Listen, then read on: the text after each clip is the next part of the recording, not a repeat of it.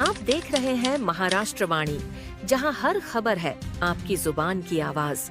जब हमने पहली प्रेस कॉन्फ्रेंस की थी, उसके बाद आज के अखबारात आपने देखे होंगे, कहीं ना कहीं प्रशासन ने उसकी दखल ली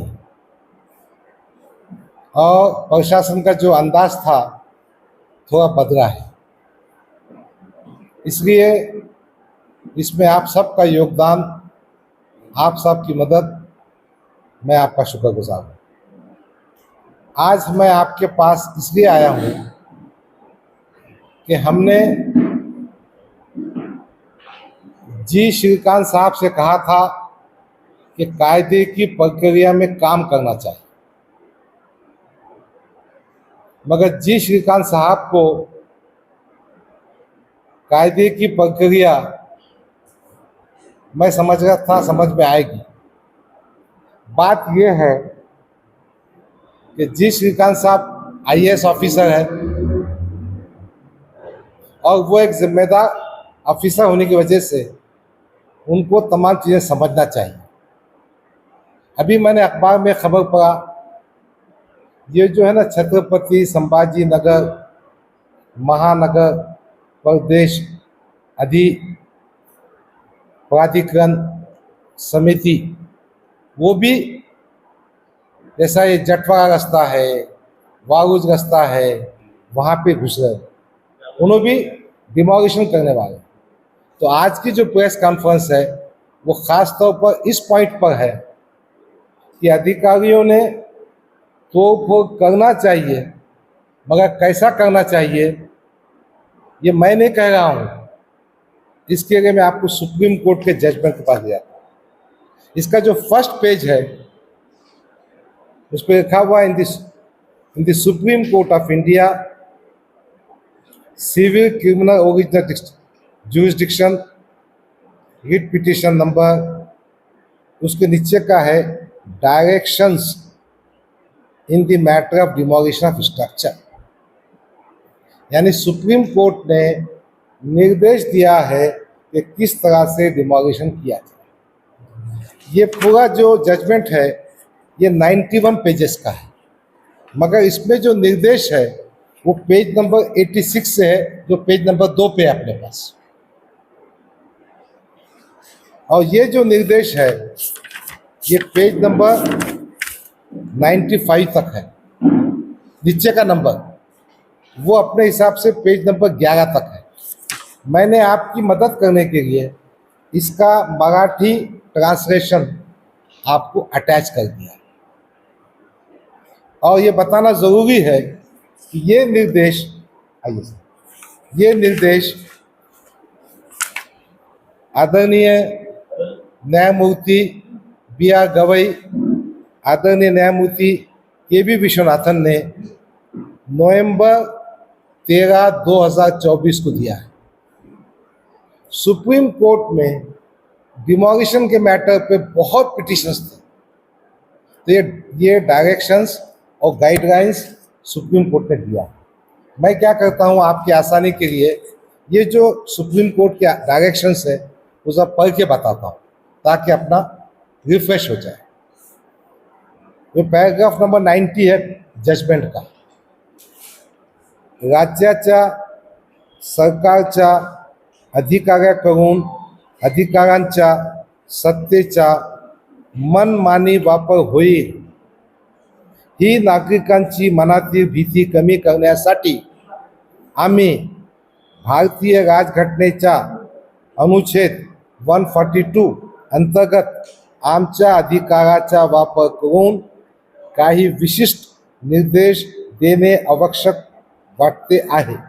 तसेच आम्ही या मताचे आहोत की बांधकाम पाडण्याचे आदेश दिल्यानंतरही संबंधित बाधित पक्षाला त्या आदेशाविरुद्ध योग्य न्याय मंचासमोर आव्हान देण्यासाठी काही वेळ देणे आवश्यक आहे। आम्हाला असेही वाटते की ज्या व्यक्तींना बांधकाम पाडण्याच्या आदेशाला विरोध करायचा नसेल त्यांनाही पुरेसे वेळ दिले गेले पाहिजे, जेणेकरून ही जागा रिकामी करण्यासाठी आणि आपल्या सोयी काम करण्यासाठी पुरेसे वेळ दिए जाए। अब इसमें जो सेकंड पैराग्राफ है वो बहुत इम्पॉर्टंट है। त्यांचं असं म्हणणं आहे, सर्वात आधी आम्ही हे स्पष्ट करतो की जर एखादा रस्ता, मार्ग, पदपथ, फुटपाथ अशा सार्वजनिक जागेवर एखादे बांधकाम अनधिकृत असेल, वो क्या बघा रस्ते पे, फुटपाथ पे किंवा एखादा रेल्वे मार्गावर किंवा नदीच्या प्रवाह किंवा पाणीसाठी यांना अडथळा आणत असेल, तसेच जिथे न्यायालयाने बांधकाम पाळण्याचा आदेश दिला असेल अशा ठिकाणी लागू होणार नाही।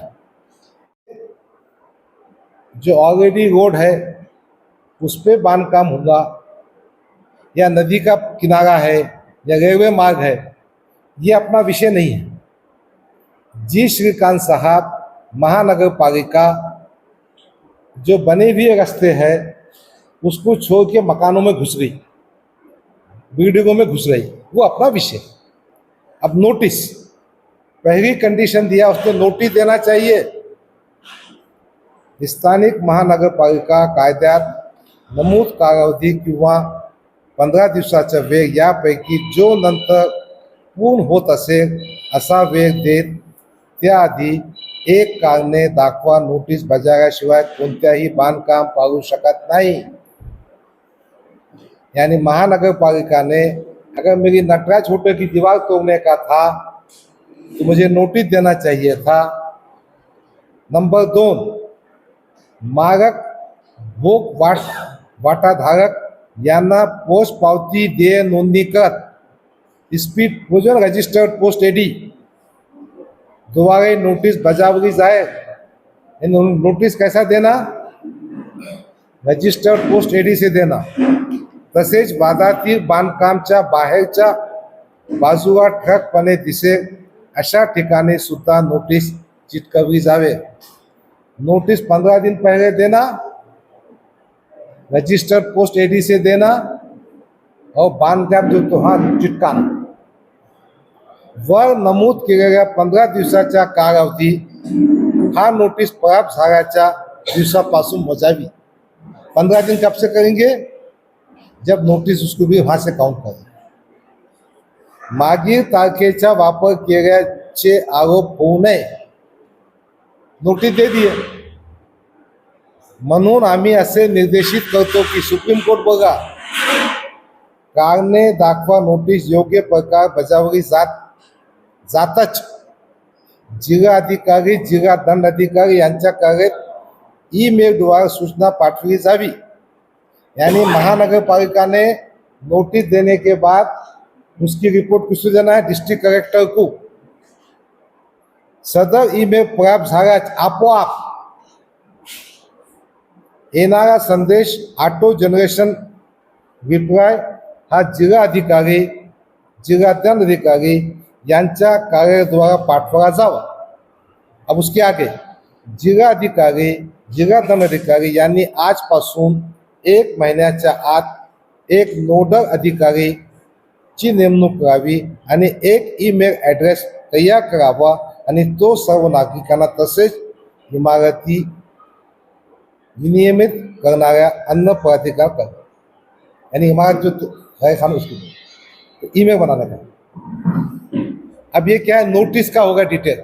उसके आगे सुप्रीम कोर्ट ने बोला, क्या बोला? नोटीस मध्ये खाली बाबीची नोंद असावे। Notice should contain following points.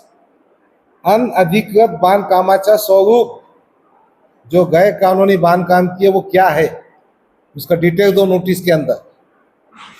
विशिष्ट नियमाचा भंग झाल्याची माहिती व बांधकाम पाळण्याची कारणे,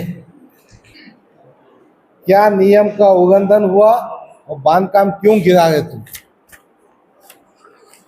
नोटिसचा उत्तर देताना जोगावयाचे आवश्यक कागदपत्रांची यादी, जो नोटिस का जवाब देने वाला आदमी है उसको बोला तू ये कागज पत्र है क्या। नोटीस हे सुद्धा नमूद केले असावे की वैयक्तिक सुनावणी कोणत्या तारखेला आयोजित केली आहे। नोटीस में ये भी आ जाना कब सुनावणी होणार आहे आणि ज्याच्या समोर सुनावणी होणार आहे त्याचे पद निर्देश प्राधिकरणचे अधिकारीचे नाव काय आहे, कौन सुनावणी करेगा, कब करेगा. प्रत्येक नगरपालिका स्थानिक प्राधिकरण ने आजपासून 3 महिन्याच्या आत एक विशिष्ट निर्देशित डिजिटल पोर्टल तयार करावे, ज्यात नोटीसची बजावणी, तो चिकटावरी जाणे, उत्तर, कारणे दाखवा नोटीस, त्याबाबतची त्वरित आदेश व सर्व उपलब्ध. ये सब चीजें क्या पे डालने का है, वेबसाइट. यानी नोटिस कैसा देना, नोटिस में क्या होना, सुप्रीम कोर्ट ने बोला. जी श्रीकांत जी को दिमाग लगाने की जरूरत नहीं है. उसके बाद व्यक्तिगत सुनावणी, पद निर्देशित प्राधिकरण अधिकाऱ्यांनी संबंधित व्यक्तीला व्यक्तिगत सुनावणीसाठी संधी द्यावी. अशी सुनावणीचा वृत्तांत अभिलेखी रिकॉर्ड केला जाओ. वो जो सुनावनी होगा ना उसको मिनट्स पर रिकॉर्डिंग करना है, उसके जबानी नहीं. उन्होंने क्या बोला, तुम्हारी नोटिस क्या थी, क्या जवाब दिया, रिकॉर्ड करना. अंतिम आदेश, उसके बाद फाइनल ऑर्डर देना है. सुनावणी नंतर पद निर्देशित प्राधिकरण अधिकाऱ्यांनी अंतिम आदेश पारित करावे. उसके बाद वो आदेश देना. अंतिम आदेशात खाली बाबी नमूद असाव्यात. वो जो फाइनल ऑर्डर नोटीस बजावली त्याचे म्हणणे काय आहे, मेरे को नोटिस दिए, मैंने क्या बोला. जर ते पद निर्देशित प्राधिकरण अधिकारी मान्य नसेल तो त्याची कारणे काय. मैंने जो मुद्दा बोला जवाब में, अगर ऑफिसर को मान्य नहीं है तो उसका he has to give the reasons. अनधिकृत बांधकाम, ये बहुत अच्छी बात है, सुनिए. अनधिकृत बांधकाम हे समझोत्याने प्रकरण मिटवण्या योग्य आहे का. अगर कोई गैर कानूनी बांधकाम है, क्या वो कंपाउंडेबल है क्या, उसको अपन नियमित कर सकते क्या, आणि ते नसेल तो त्याची कारणे काय. यानी अगर वो अनधिकृत बांधकाम नियमित होत असेल, कंपाउंडेबल होत असेल तर ठीक आहे, नाही होत त्याची कारणे त्याला द्यावं लागणार. उसके आगे सुप्रीम कोर्ट बोला, मैंने बोला. उसके आगे पद निर्देशित प्राधिकरण अधिकारी जर असे आढळले की बांधकाम फक्त एक भाग, अब एक बांधकाम है अनधिकृत, उसका एक भाग अनधिकृत है, समझौते मिटवण्यासारखा नहीं, आणि एक पूरी बिल्डिंग है, बिल्डिंग का कोई हिस्सा नियमित नहीं हो सकता, तर त्याची विस्तृत माहिती द्यावी, डिटेल इन्फॉर्मेशन देना है. बांधकाम पाळण्याच्या टोकाचा पर्याय हा का उपलब्ध आहे आणि समझोत्याने प्रकरण मिटवणे अथवा मालमत्ते फक्त एखादा भाग पाळणे असे पर्याय का उपलब्ध नाही ते नमूद करावे. सुप्रीम कोर्ट भारत के नागरिकों के राइट टू शेल्टर, वो अधिकार को प्रोटेक्ट करेगा. उन्हें बड़ा लिखना उसमें, जो इमारत तुम तोड़ने का आदेश दे रहे उस पर कंपाउंडेबल क्यों नहीं हो सकता, भाग कंपाउंडेबल क्यों नहीं हो सकता, आणि असा आदेश दिला पाहिजे. नंतरची कारवाई. अंतिम आदेशावर अपील करण्याची आणि न्यायिक तपासणी करण्याची संधी आहे. आणि आदेश देने के बाद भी उसको 15 दिन का टाइम देना है. यानी आदेश दे दिया इमारत तोड़ने का, तो भी 15 दिन का टाइम देना है. 15, पैराग्राफ नंबर 3 में है, 15 दिवसाची कालावधी अनधिकृत बांधकाम हटवणे किंवा पालन असल्यास कोणतेही अपील प्राधिकरण जाने द्यावे. अब उसके बाद बांधकाम पाळण्या अगोदर 3 नंबर पे आइए, पेज नंबर 15 का 3 नंबर आखिरी का. बांधकाम पाळण्यापूर्वी संबंधित अधिकाऱ्यांनी 2 पंचाच्या स्वाक्षरीत विस्तृत तपासणी अहवाल तयार करावे. अगर कोई इमारत तोड़ने का है, ये सब होने के बाद तो 2 आदमी को बिठा क्या करना है उसको? पंचनामा। उसके बाद अब बांधकाम करण्याची प्रक्रिया कैसी होणार? बांधकाम नाही, मी यासाठी सांगतो की तुम्ही हे जे निर्देश आहे, या निर्देशामध्ये फार महत्वाची बाब मी तुम्हाला सांगतो, हे जनतेला माहीत असलं पाहिजे. जनतेला माहीत असलं पाहिजे. 1-2 मिनिट साहेब, थोडा मला इतना बर्दाश्त कर, 2 मिनिट के वास्ते. बांधकाम पाडण्याच्या प्रक्रियेचे व्हिडिओ चित्रीकरण केले जावे. यानी वो क्या बोले, वो जो डिमोलिशन का काम है ना, उसका वीडियोग्राफी करना आणि बांधकाम करण्याच्या प्रक्रिया सहभागी पोलीस अधिकारी तसेच नगरपालिका कर्मचारी यांच्या यादी संबंधित प्राधिकरण अधिकारी बांधकाम पाडण्याचा अहवाल तयार करावं. व्हिडिओ चित्रीकरण व्यवस्थित जतन करून ठेवावे. आणि कौन पुलिस ऑफिसर था, कौन महानगरपालिका का ऑफिसर था, वीडियोग्राफी में सब आना, डिटेल रिकॉर्ड होना उसका. बांधकाम पाडण्याचा सदर अहवाल, पाडने के बाद का अहवाल महानगरपालिका आयुक्तांनी ईमेलने पाठवावं व डिजिटल पोर्टलवर उपलब्ध करून द्यावं. उसके आगे आम्ही जारी केलेले निर्देश प्राधिकरण अधिकाऱ्यांनी काटोकारपणे अमलावत आणावे. ऊपर के जो निर्देश है, जो आदमी म्युनिसिपल कमिश्नर है या कमिश्नर प्राधिकरण जो महानगर पालिका का है, उसको काटोकार पालन करेगा. अब उसके आगे हे सांगतो की यापैकी कोणत्याही निर्देशाचा भंग झाल्यास अगर ये डायरेक्शन को नहीं माने, खटला दाखिल करण्यासह आणि क्रिमिनल प्रॉसिक्यूशन न्यायालयाच्या अवमान झाल्याची प्रक्रिया सुरू केली जाए. यानी जिस अधिकारी ने ये आदेश को फॉलो नहीं किया, उस पर प्रॉसिक्यूशन भी हो सकता है और कंटेम्प्ट ऑफ कोर्ट भी होता. किसका कंटेम्प्ट? Supreme court. उसके आगे अधिकाऱ्याने असे सांगण्यात येते की, सांगितले जावे की या न्यायालयाच्या आदेशाचा भंग करून बांधकाम पाडले असल्याचे आढळले तर नुकसान भरपाईसह बांधकाम पडलेल्या मालमत्तेची पुनर्स्थापना करण्याच्या पुन्हा पहिल्यासारखं करून देण्याचा खर्च त्यांना स्वतःच्या व्यक्तिगत करावे लागेल. ही हैज टू डू, जो डिमोलिशन किया अपने जेब के पैसे से करके देना होगा. उसके बाद लिखा हुआ है, रजिस्ट्रार ज्युडिशरी निर्देश देण्यात येते की या निकालाची प्रत सर्व राज्यांच्या केंद्रशासित प्रदेशांच्या मुख्य सचिवा आणि सर्वोच्च न्यायालयाच्या महानिबंधकाचा पाठवावी. सर्व राज्य सरकारने या न्यायालयाने जारी केलेले निर्देश माहिती देणारा परिपत्रक सर्व जिल्हा दंडाधिकारी स्थानिक प्राधिकरणाला जारी करावेत. सुप्रीम कोर्ट ऑफ इंडिया ने ये आदेश दिया है 13 नवंबर 2024 को, और आज जुलाई के महीने में जी श्रीकांत साहब मकाना तोड़ते जा रहे हैं.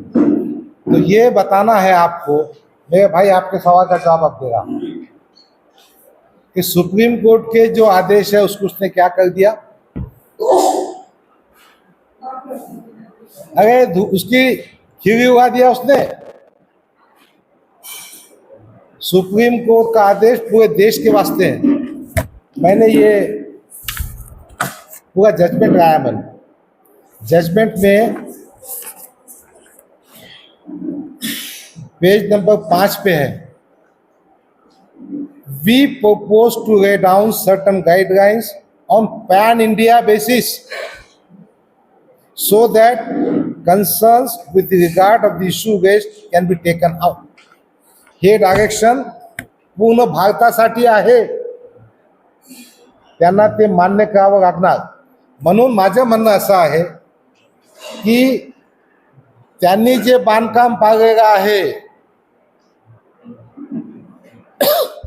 त्याच्या बाबतीमध्ये उल्लंघन झालं असेल तर जे जे प्रॉपर्टी धारक आहे त्यांनी जी शिरकान करून आपला मावेजा आपला मोबदला वसूल करून घ्यावं.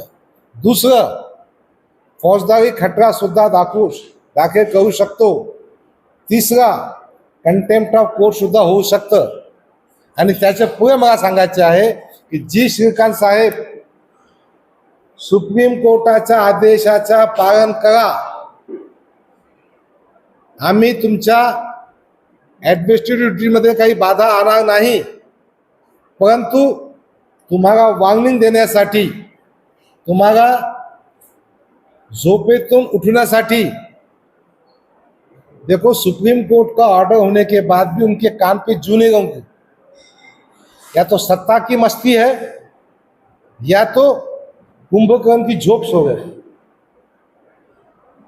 तो ये उनको बताने का है कि प्रशासक साहब, आपने जो कुछ किया वो गलत किया. जो वो मुतासिर है, जो अफेक्टेड है, उनको मुबदला दो. और इसके बाद की जो भी डिमोलिशन की प्रक्रिया और जो कायदे के हिसाब से है वैसा करो, वरना अच्छी बात नहीं. यही कहना है. प्रॉपर्टी टूटी, हाँ, उसके अंदर ये नुकसान हुआ आपके हिसाब से, अब आप सुप्रीम कोर्ट के वायलेशन ऑफ गाइडलाइन, देखिए, मैंने आप क्या करेंगे या आपको क्या करना है? मैं था उसी वक्त आपको एक रिप्रेजेंटेशन कॉपी दिया था. मैंने कहा था कि मिस्टर जी श्रीकांत, आप अपने जेब से 10 लाख रुपए मुझे देना. मैंने कहा था कि जी श्रीकांत, मैं आप पे फौजदारी गुना दाखिल करूँगा और अल्लाह ने चाहा तो कल परसों दाखिल भी कर दूँगा. क्यों? मैं चाहता हूँ हर शहरी अपने हक का इस्तेमाल करे. कोई एग्जीक्यूटिव का गुलाम नहीं है. हाँ, कायदे की बात सुनना पड़ेगा एग्जीक्यूटिव को भी. मेरे को ये जो मोटिवेशन आया, क्यों आया? जिस तरह से मैं ये समझ रहा था कि बाकी जगहों पे रोडों पे आ गए होंगे अनधिकृत होगा और प्रक्रिया को गाबा नहीं उसने. मैंने उस वक्त मीटिंग में भी कहा था कि रोड वाइडनिंग को अपोज नहीं है हमारा. रोड वाइडनिंग आप कीजिए, कायदे से कीजिए. रोड वाइडनिंग का पूछते कैसा है वाजिद भाई?